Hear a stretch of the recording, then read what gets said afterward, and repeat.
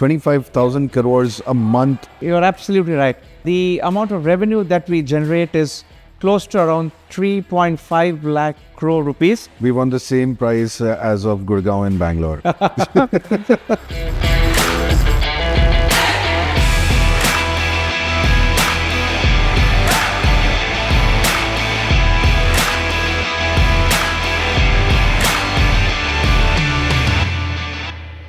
Hello and welcome to another episode of the Tuhin Show. The city is known by its culture, history, people.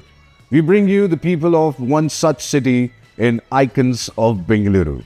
My guest today is the MD of a brand which was established right after independence, Amrut, giving a big competition to the Brits when they departed, creating our own elixir of life, the first Indian single malt which is up against the best of the world and always winning accolades and keeps the Make in India liquid on top. Please welcome Rakshit Jagdale. Thank you. How are you doing? How's the day looking? Oh, well, it's always bright and it's happening every day. Yes. It's a sunny day. The summer is here. Absolutely, yes. Are you liking it? Oh, yes. I think it's a different season. First of all, let me wish you happy 75 years. This is the really Amrut Mahotsav which is going on. Yes, please. Yes. Thank you so much. Yes, it's been 75 years since my grandfather established a business in 1948, very much in the city center of Bangalore, where just next to the Kantirva Stadium. Right. And that is the home of Amrut. And that's where the distillery was established 75 years ago. So what was it like? After 47, you wanted something to celebrate about? Then you made your own alcohol. Oh, yes. Oh, yes. In fact, in 1948, when he established the distillery, my grandfather, that is Radhakrishna Rao in Jagdale, and he started as a blending and bottling unit. And we launched our first brand called Silver Cup Brandy, which was a blended brandy. Way back in 1948. And in the 50s, we began to rectify rum. It's a very small rectification column that we had.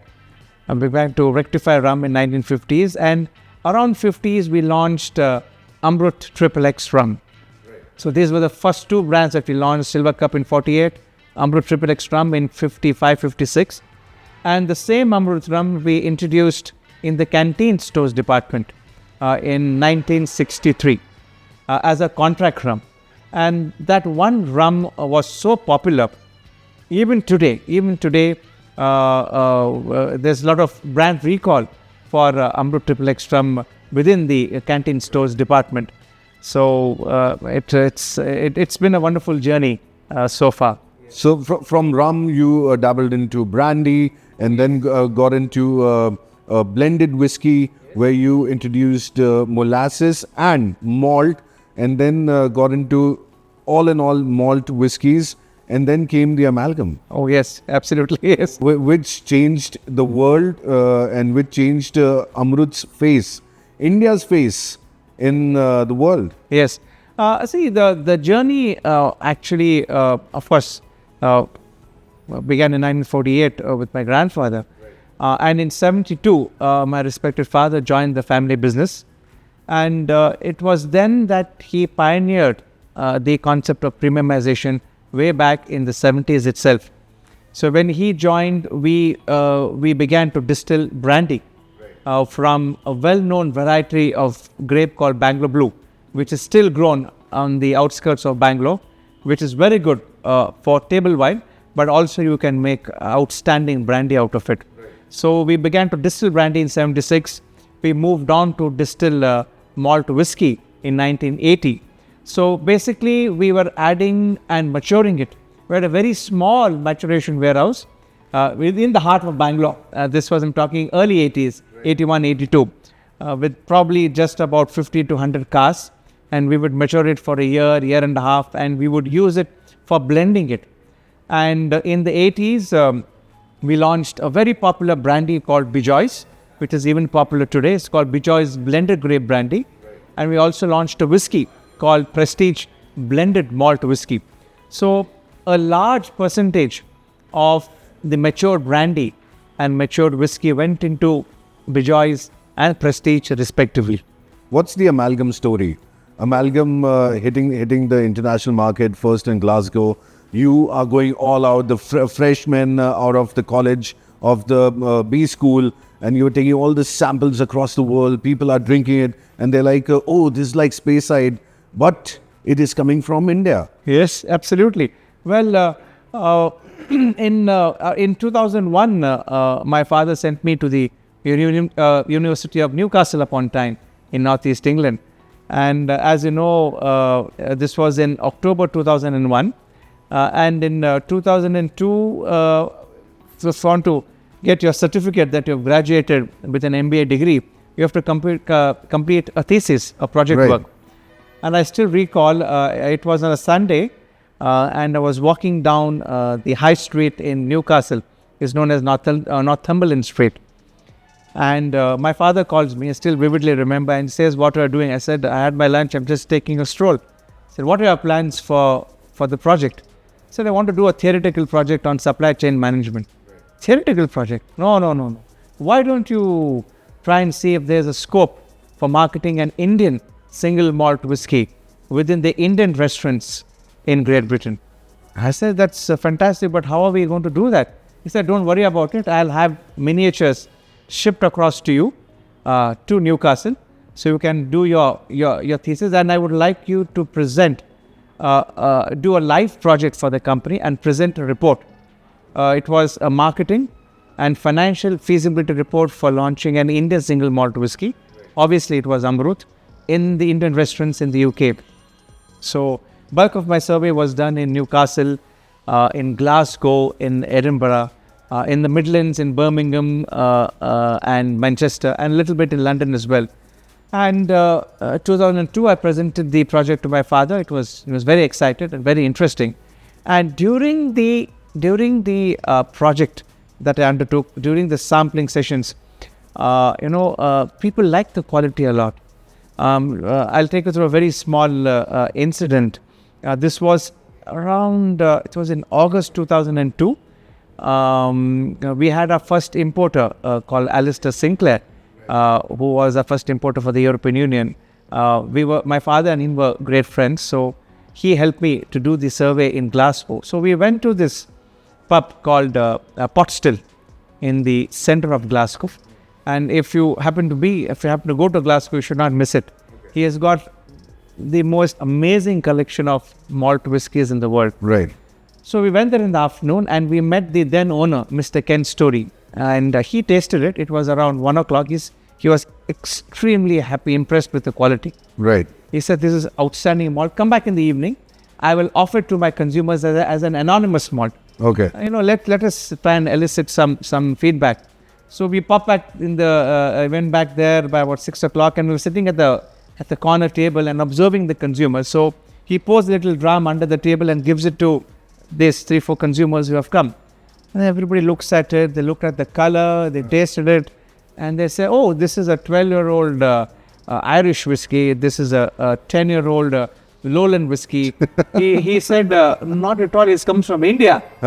And they said, what? And it was like jaw-dropping gauze. Yeah. There were such instances, that helped us and convince ourselves actually that we produced exceptionally good quality whiskey. So that benchmark of quality hasn't changed even for the past 20 years, and it's never going to change. A story you've told me, it's taking me there, and the nose, the taste. What I come up with this is it's the springs and grass of Speyside and spice of India, which is hitting everyone awestruck. Yes, please. Yes. In fact, the main theme, after I finished my thesis, I got my MBA degree, came back and presented the project to the board, and it took us 2 years to conform to the European regulations on packaging. And on August 24, 2004, we launched India's first single malt whiskey Amrut in Scotland. In Glasgow. Yeah. In an Indian restaurant called Cafe India. So that was the first step, I must say, to many in actually creating the category of Indian single malt whiskey what it is today. Yes. Now, to subsist this brand, a lot of people contributed towards making the brand successful and making a numero uno on the world map. So, would you like to mention these people who were like the key pillars of Amrut? Oh, yes. I mean, of course, to begin with, our founder and my grandfather, there's no doubt about it. And certainly the foundation on which we all stand today is my respected father. I think it was his thought, of premiumization, as I mentioned way back in the 70s itself. In 72, three key individuals joined the organization. One was my respected father, Mr. Neelkantrao Jagdale, our Director of Finance and General Administration, Mr. P.B. Lakshmanan, and our Technical Director, Mr. M. Mayappan. So these three, they are the three pillars of Amrut. And both Mr. Lakshman and Mr. Mayappan have completed 52 years, 72, and they're still active within Amrut. So I think how much ever I speak, I think I'll fall short of words to describe these three individuals. Suppose in 86, Mr. Surinder came and joined Amrut. He is a product of CFTRI and who played a pivotal role in crafting Amrut, along with my father, Mr. Mayappan and Mr. Lakshman. And then I met Ashok in 2001. Where did you meet him? It was on the 13th of September 2001. The university had arranged an orientation program to orient the students who came from abroad. And that's where I met Ashok. And we were really thrilled that we were just about 3 Indians that were there. And 2 of them were from Bangalore, myself and a friend called Ketan, and of course Ashok I met there. And for a year we did the MBA together. And then he was in the UK for a short while, for 2-3 months, and he came back here. He was the IT sector for about a year. And then in 2004, we have a common friend called Amit Khakanis from Bombay. Yeah, and he actually told, why don't you ask Ashok if he would be interested to go back to the UK and look after and nurture the project. So I approached him and he was very keen. And Vikram, who is my brother-in-law and my John managing director, joined the family business in 2003. So since you asked the question, so there are so many people, I would like to thank, starting from the workers of Amrut, going right up till the chairman. Each and every single person has contributed to what Amrut is today. I think we cannot single out a single person, but obviously this one individual is definitely my respected father. I think without him, I don't think so. We would have been here today, to be honest. We were privileged to meet him and taste whiskeys with him, and it was just amazing. The way he pampered us, it was incredible. Yes. There is something unique about Indian weather which you came about. You were the first movers of Indian single malt. Of course, you were the ones who thought that yes, we can have a single malt from India and let's give a competition to the Scots and to the Brits. And what was that unique feature which you discovered? We all know that when we cask alcohol, whether it's rum, whether it's brandy, whether it's whiskey, generally we cask our barrels anything between 60 to 61.5, 62%. And what happens is oxidation happens, the exchange of oxygen. So according to me, I feel that the barrel is actually breathing. Right. So because of the climatic conditions maturing in tropical climatic conditions like Bangalore, we lose close to about 10% every year as angel share, or is known as evaporation losses. Right. So whereas in Scotland, the average loss is about 2%, 1.5 to 2%.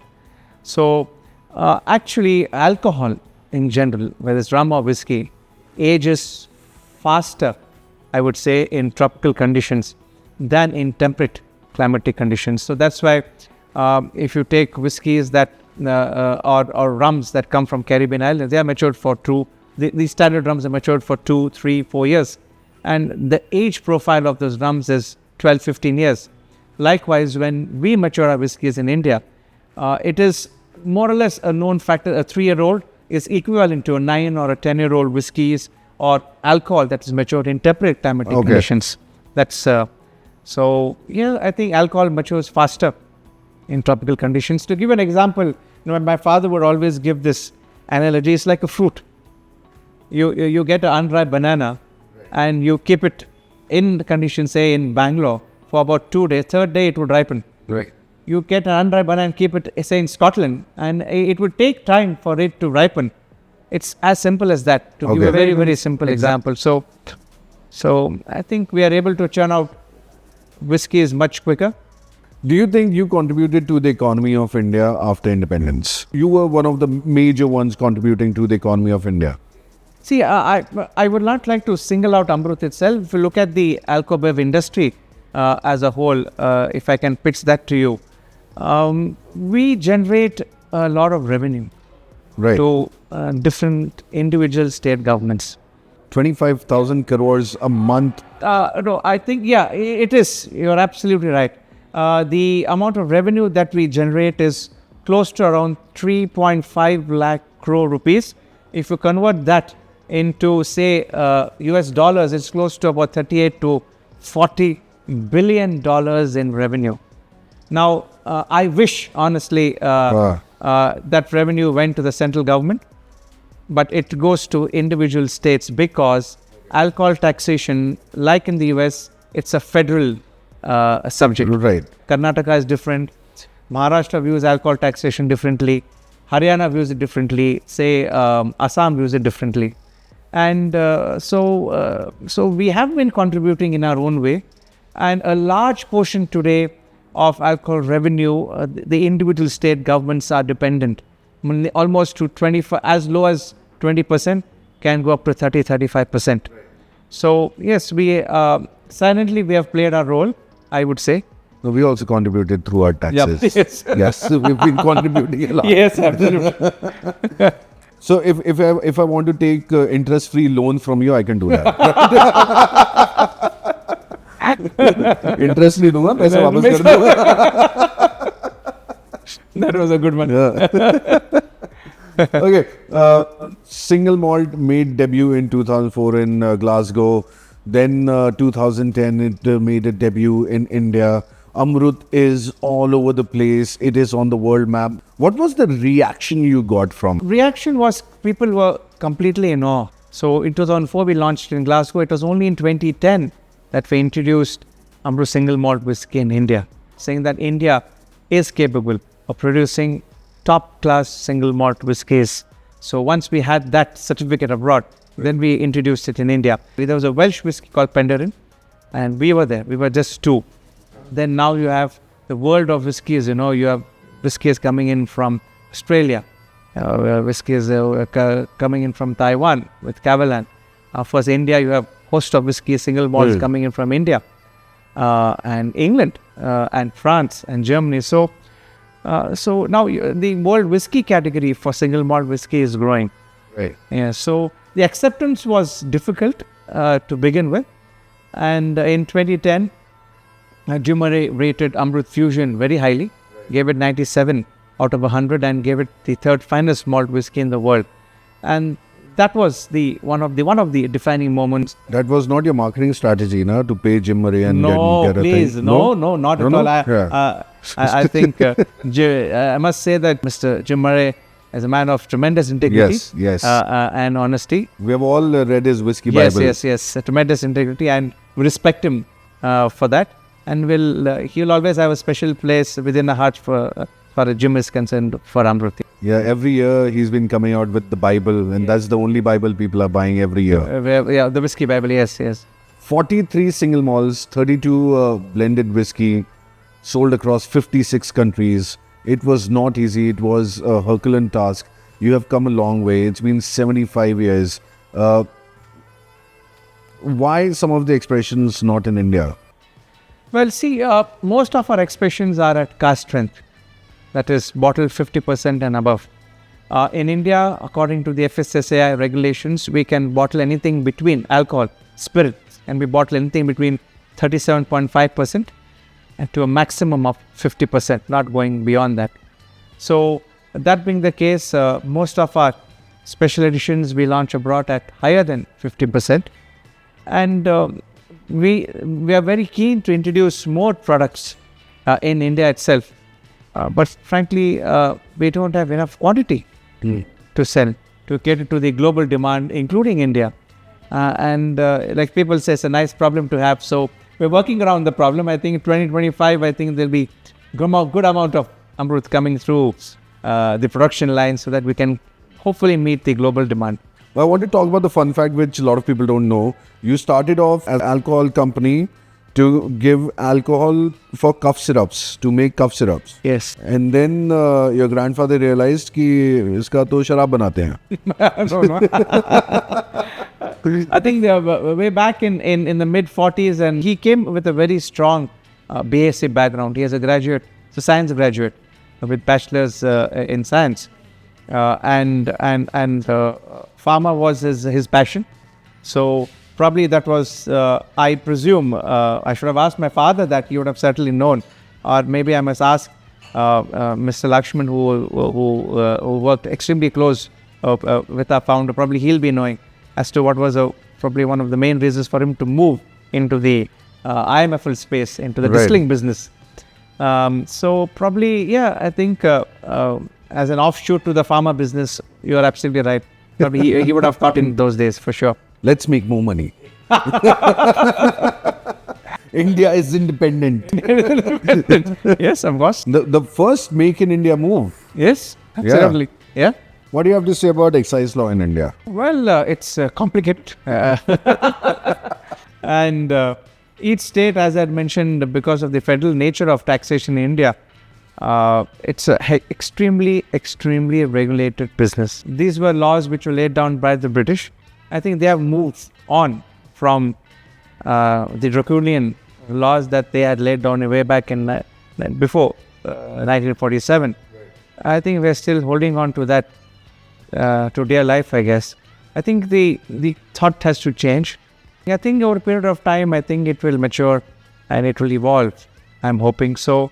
Yes, it's highly regulated business.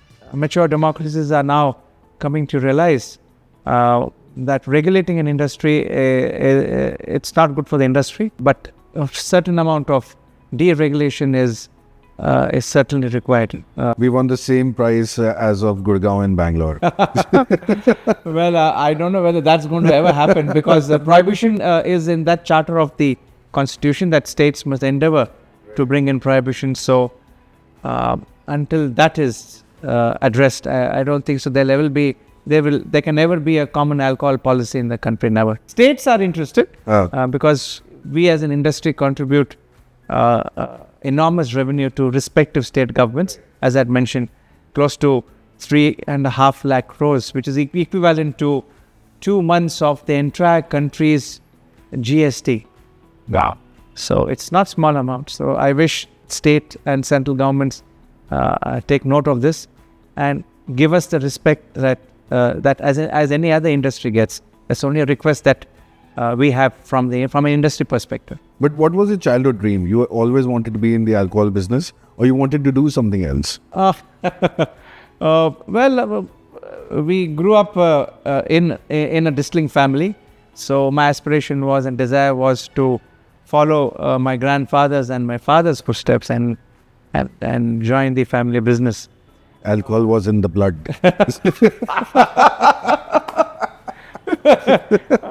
Well, my father was very clear that you should drink alcohol only after you earn. You should not drink for my father's money. Right. He was very clear. So only when I graduated, when I was 21, and then when I earned my salary, then he said, okay, now you're eligible. So, and then, yeah, of course, responsible drinking. Jao factory mein jaake ek bottle bhar ke le aao. Well, he encouraged always responsible drinking. And I think that's been in my psyche ever since.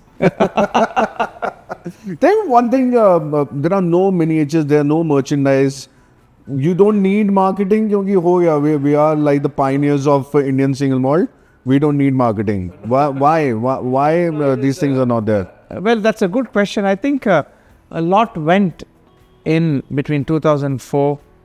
I think for the first 6-7 years to get the word around. So, but we are not taking this lightly. We're not resting back on our glory days and saying and being complacent about it. We always keep innovating, coming out with fresher thoughts, coming out with new product lines within the single malt whiskey category. Yes, I think going forward we'll be on the marketing front, will be more aggressive than what we have been so far.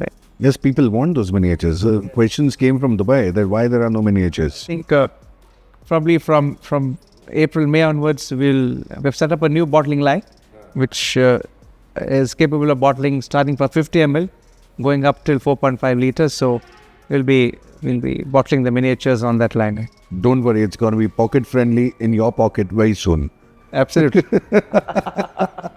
What's the oldest whiskey you have? Coming April and May, we'll be launching India's oldest whiskey ever bottled. Okay. It will be in the. How old is I that? can't spill the beans at the moment. Don't spill the beans, spill the malt. So yeah, we have launched the Greedy 8, the Greedy Angels 12, the Greedy 10. So it'll be much older than that for sure. How old? Yeah. बताओ ना, उम्र बता दो ना. Probably after recording, I tell you. Is it 8 years, 10 years? No, 11 years? it's over 12 years. Over 12 years. Yeah. So 12 into 3, 36 years in Scotland. Yeah, you can say that for sure. Yes, and it's over 12 years. So it's over 13 years also. So I can go. Wow. And that's got to be an expensive thing. Yeah. Now, coming back to your bachpan and you representing India at the age of 11, you won silver at Asian Age Group Swimming Competition in Japan, and then in Singapore you won a bronze. And then your father set up the most amazing thing, which was Basunaguri Aquatic Center. He was a philanthropist. How are you taking this legacy forward? Basunaguri Aquatic Center was established in 1986. My father was the founding president of the center, and there were many people whom I often call as the founding fathers of BAC, as it is popularly known as. We are probably one of the largest competitive swimming training centers in the world. We have, in all, we have close to about 1,600 swimmers who swim regularly, out of which 800 are focused on competitive swimming. So, and it's one of the largest public health programs that we run. Annually, close to about 300,000 people, 3 lakh people come and swim at Basunaguri Aquatic Center, which is a corporation swimming pool, which the government has been kind enough, and the BBF has been kind enough to give it to us on a very long lease of 30 years. I think aquatic sports in country is growing, and today it's an important life-saving skill, learning to swim. If schools encourage that at least majority of them learn to swim, I think certainly you will get, amongst this huge population of us, you will definitely find, you will get a Janet Evans or you'll definitely have a Michael Phelps in there. It's only searching that needle in that haystack, but the needle exists, Right. as I firmly believe. So it's been now almost 35 years that we have managed this center. I grew up very close to the Basunaguri Aquatic Center, and that's why our connect, my personal connect with the center is much deeper than what it is here. So what stopped you from representing India after the age of 11? Sadly enough, I had back-to-back injuries. Okay. In '89, I represented India first time, and as you mentioned, 11 years we won I was a part of the relay team that won the silver medal in Sapporo in Japan at the third Asian age group. And in 91, we won a bronze at the Asia Pacific swimming competition for India that was in Singapore. And then in 93, I was down with an injury with a muscle tear. In 94, sadly, I had a slip disc. And after that, it sort of put an end to my competitive swimming career. Yes, so, but then I still enjoy the sport, administering it now, and still swim for health. So that's good. Before we go to our rapid fire, I have a very big question, and it's an international question now, that whiskies have a big portfolio for investment as well. And what do you have to say about that? How can people invest in whiskies through bottles, through casks? They can park their money, and it's always appreciating. That concept has increased and has taken shape, especially overseas. But in India, our regulations don't permit it for somebody to invest in a cask and preserve that cask and bottle it for them later.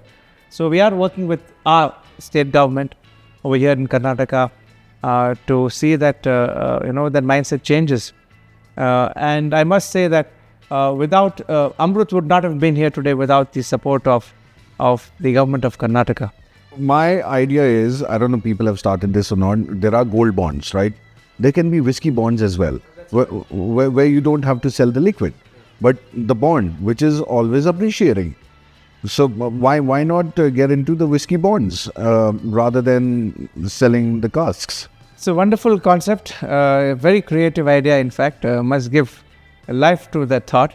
But then again, having said that, we should try and function within the framework of our respective state government excise laws. Right. And maybe, I think, try and have a dialogue with the government and say that they deregulate certain areas and they simplify certain rules and regulations that already exist, which I can speak for the state of Karnataka, which the already government is doing that with industry's efforts. So I think over a period of time, we should be able to graduate to that level. Yeah, you invest in gold, why not in liquid why gold? not liquid gold? That was a good one. Knock, knock. Who's there? Guardian of the Galaxies. Guardians of the Galaxy is who? I am Ruth. Amrut. That was a good one. Okay. It's supposed to be a PJ. People are giving me face palm. I am Ruth. Are you strong on nose or palate? I think I'm strong on the nose. Palate, it's okay, but I'm stronger on the nose. Okay. Yeah, because we keep having conversations with Ashok. So he's strong on both nose and palate. But his palate is much stronger than the nose. My nose is when I'm tasting, nose is much stronger than the palate. What is your connection with Bangalore? I think I was born here, outstanding city, true way, cosmopolitan in every sense, the best place in the world. And you should say, I am contributing to the economy of this state. Love, hate, tolerate about Bangalore. There's nothing I hate about Bangalore. I love the city. Of course, traffic is something we have to tolerate. That's it. But nothing to hate, honestly, nothing. What do you love? I think the people, they're very tolerant. The language, Kannada, beautiful language. Right. And it's easy to learn also the language. Yes, it is. Yes. 3 places in Bangalore which you love the most. Definitely the Lal Bagh Gardens, of course, Basmuri Aquatic Center, and say Vidhan Saudha. Why don't they switch on lights at night? Are they saving electricity? Because they promise too much? I think that's a good concept, I think, to light up Vidhan Saudha, not only on special days, whether it's Republic Day or Independence Day, or on Kannada Rajyotsava Day, which is 1st of November. They don't light it They should light it up. I think some amount of lighting is important. It's a fantastic, monumental building. Yes. It's beautiful, I think it is. A thing you have done before but will not do again. किसी ने दिल तोड़ा था, प्यार हुआ था. Probably not drink too much, I think, I would guess. What did you do? There are occasions where, when we started, of course, I had a little bit, 1 or 2 more drinks, so that it reminds you the next day. That's something that What happened on that day? It was just with friends, we were socializing and we think we all went a little bit overboard. Oh, you did? What did you guys do? Did you break something? No, we didn't break anything. We were Tell. Were you dancing? So we got a little bit more tipsy than normal. Okay. And that's it, nothing else. That's it. That's You're not telling. No, honestly. There is something. No, honestly. You're hiding something. No, No. You have to.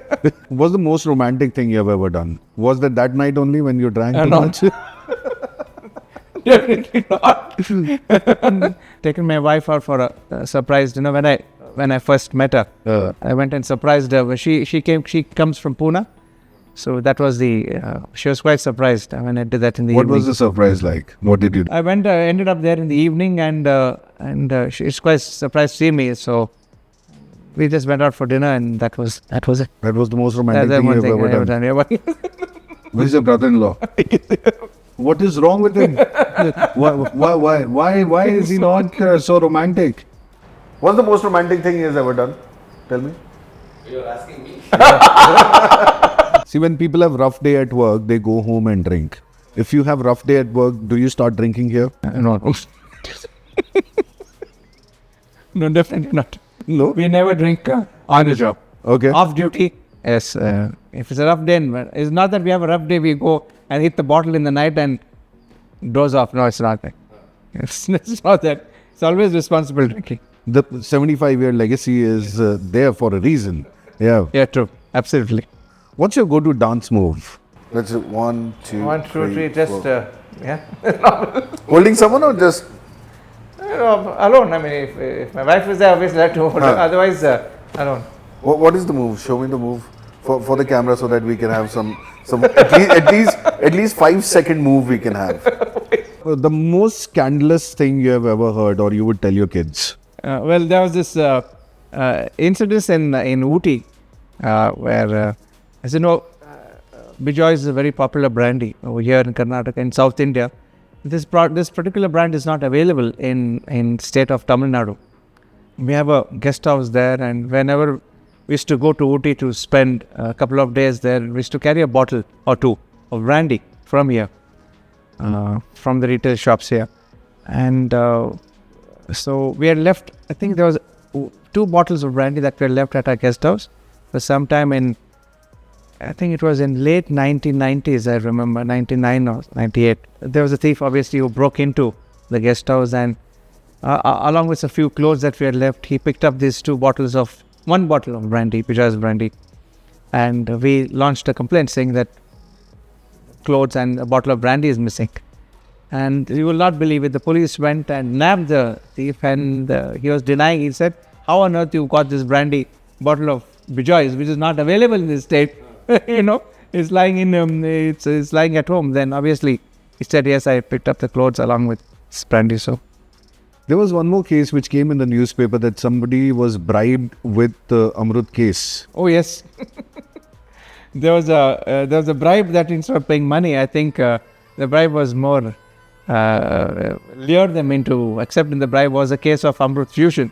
Okay. That also came in the paper. Yes. 3 things people should keep in mind while drinking. Pace yourself. Be extremely responsible.